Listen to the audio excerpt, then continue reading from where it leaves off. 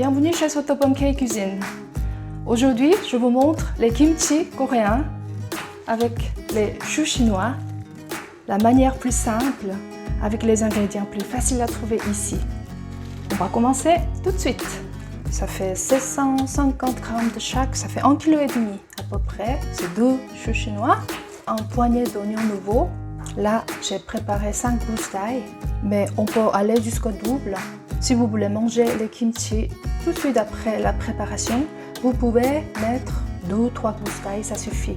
Et si vous voulez attendre que les kimchi soient assez fermentés et que ce soit acide, vous pouvez mettre un peu plus. La quantité d'ail décide aussi le goût du kimchi, la particularité du kimchi quand ce sera bien fermenté.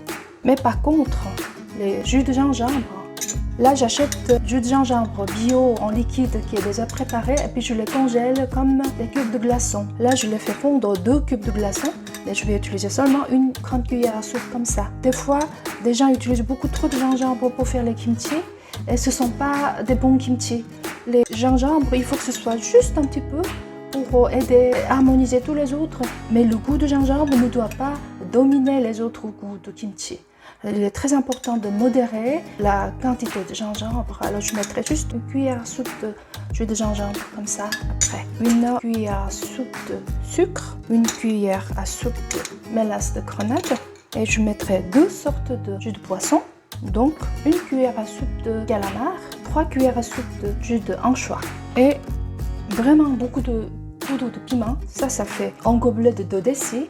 8 grandes cuillères à soupe de poudre de piment, encore 2 cuillères à soupe plus à côté. Je vais voir après la couleur soit joliment rouge ou pas, je déciderai mettre de plus ou pas. Une cuillère à soupe de farine de riz gluant, j'ai préparé. Farine du blé, ça va aussi. Ça fait la nourriture pour les fleurs, ça aide pour la fermentation de kimchi, alors il est très important. Comment on prépare? On met juste une grande cuillère à soupe de farine de riz gluant, 2 décis d'eau, tout simple. Je le verse comme ça, je le mélange bien et je vais le cuire jusqu'à ce que ça devienne transparent et puis le liquide épaissir. Voilà, ça commence à devenir épaissi comme ça et que ça fait des bulles et c'est bon, il est prêt. Alors j'éteins le feu.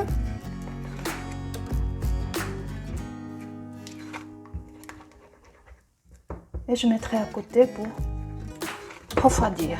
Et maintenant, les choux chinois, il faut dégorger dans le sel, dans un grand saladier comme ça. Et j'ai préparé un gobelet de sel. Ça, c'est du sel des Alpes.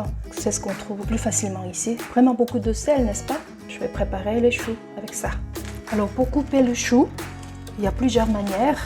Soit on coupe tout simplement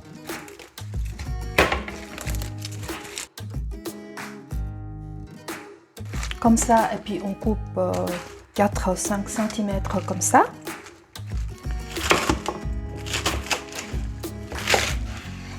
Là, ça va aussi.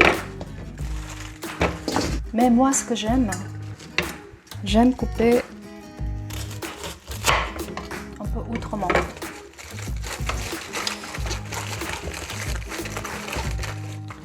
Moi, j'aime bien couper comme ça.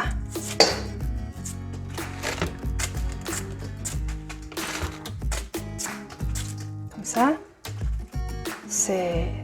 moi je trouve ça plus joli, mais si vous trouvez que c'est beaucoup trop dangereux et puis que vous n'aimez pas trop, vous pouvez couper comme ça, sans problème.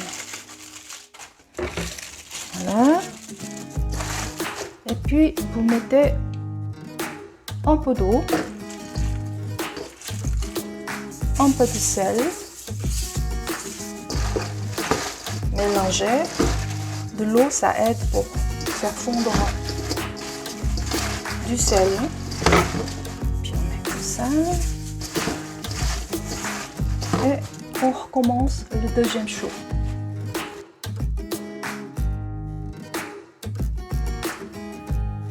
Un peu d'eau, un peu de sel.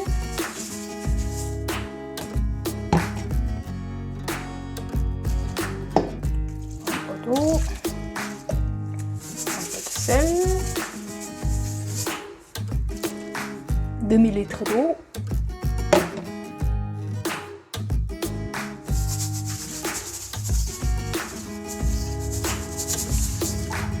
Un gobelet de sel.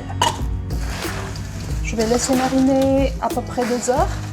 Dans 1 heure, tourner encore une fois. Je pense que 2 heures ça suffira, mais comme il fait assez chaud ces temps-ci, ça pourrait aller un peu plus vite. On verra. Alors, à tout à l'heure. On va préparer ces épices maintenant. Les ingrédients à côté, on va les mélanger ici dans un grand saladier. D'abord, cette préparation qu'on a fait ensemble.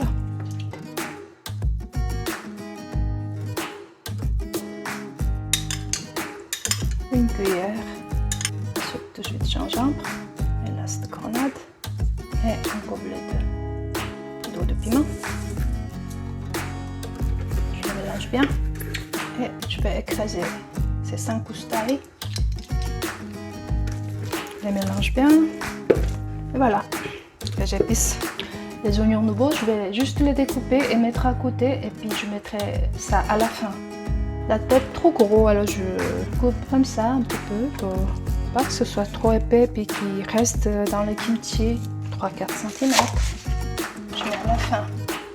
Voilà, ça fait à peu près 1h30, tourner entre deux, même 2 fois. J'ai surveillé et je vois que il est assez mou.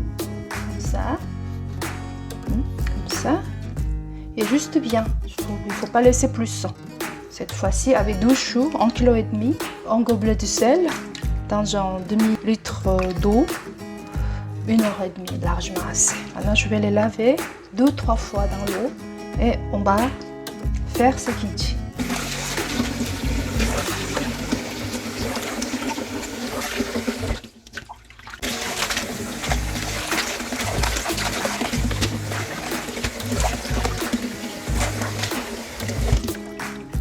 Je les ai égouttés un peu, un petit moment. Voilà.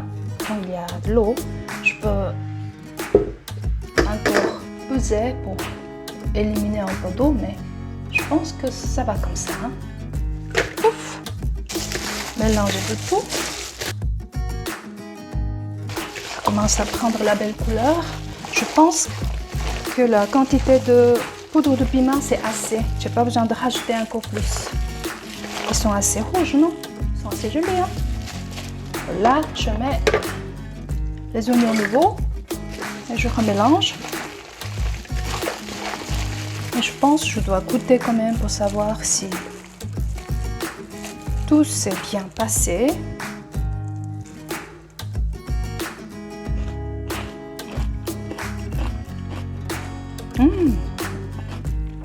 Pas mal.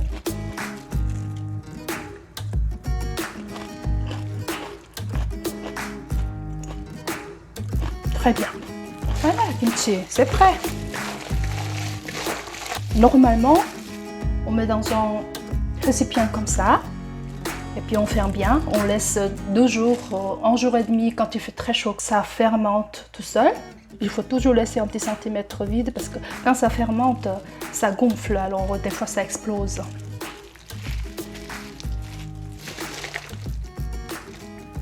Voilà, c'est appétissant, non? Voilà les jolis kimchi.